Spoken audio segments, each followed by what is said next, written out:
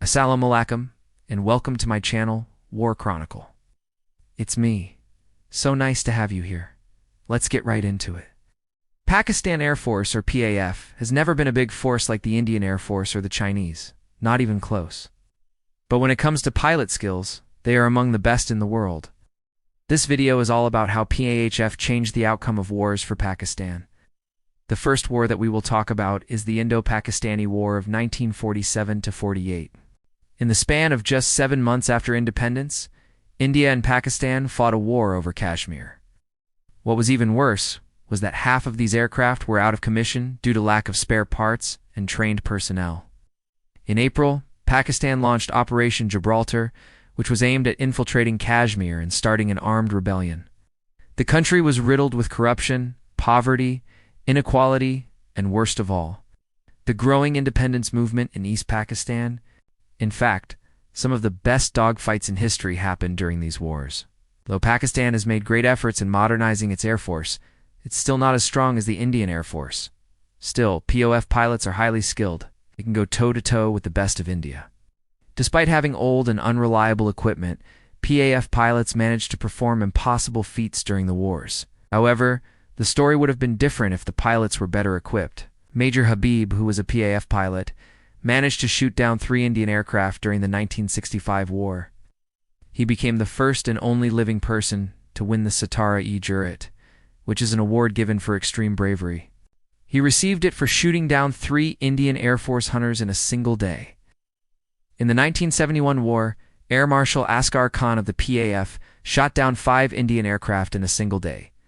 That same day, another PAF pilot, Squadron Leader Alam, managed to shoot down 4 Indian aircraft, became a national hero of Pakistan.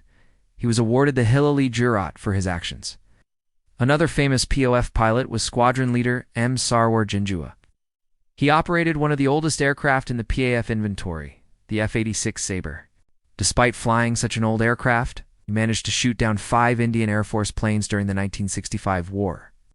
The Pakistan Army tried to crack down on the movement, but it was already too late. India supported the rebels, and soon things spiraled out of control. On March 1971, the Pakistan Army started Operation Searchlight, which basically involved killing Bengali intellectuals and suspected rebel soldiers. Soon after, India started supporting the rebels with weapons and food. Then on March 26, the rebels officially declared Bangladesh an independent nation. Indian support was crucial for Bangladesh's victory. Without India, they would have definitely lost. But let's focus on the Air Force.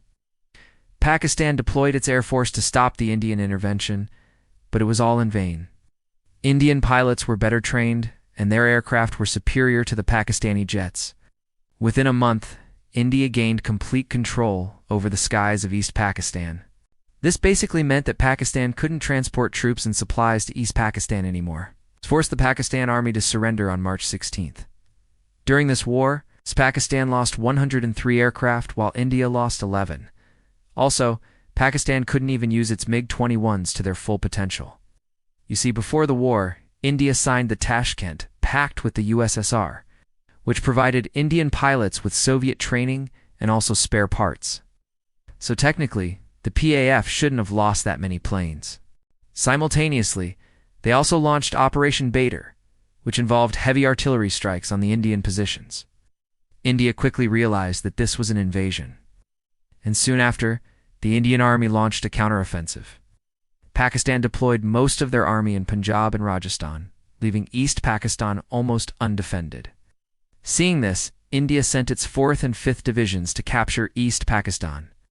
India also performed Operation Meghdoot, which involved capturing the Haji Pir Pass in Kashmir. This pass was important because it linked the rest of Kashmir with Pakistan. By September, both sides had suffered huge casualties, but still neither side was ready to back down. So the war dragged on. Then on September 22nd, India made a mistake by bombing a railway bridge near Lahore. This allowed Pakistan to shift its troops from Punjab to Sindh, which stopped India's advance. This led to the Tashkent Agreement on January 10, 1966. Basically, both sides agreed to a ceasefire. Once again, both sides claimed victory, and this war also ended without a clear winner. Pakistan's Air Force played a very important role in this war.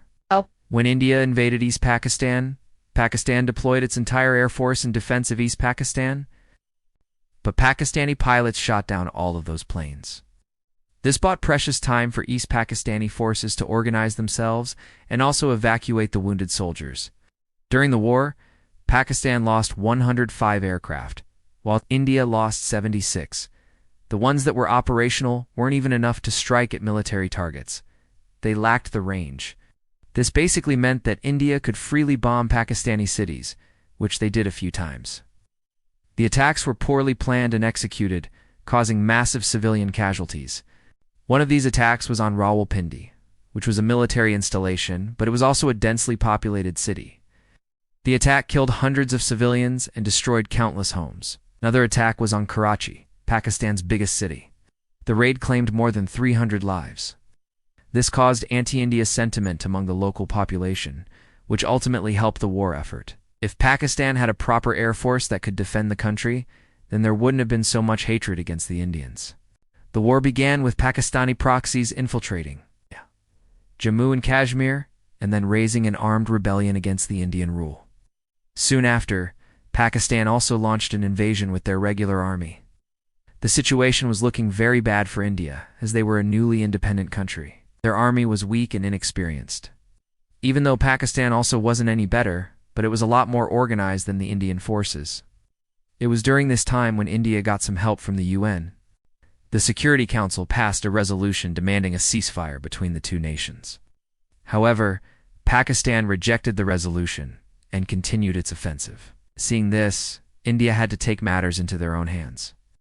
On January 1948, Indian forces captured the key town of Rajri, cutting off Pakistani supply lines to the front. After this, India started advancing towards Lahore, and this forced Pakistan to divert troops from other areas to defend Lahore.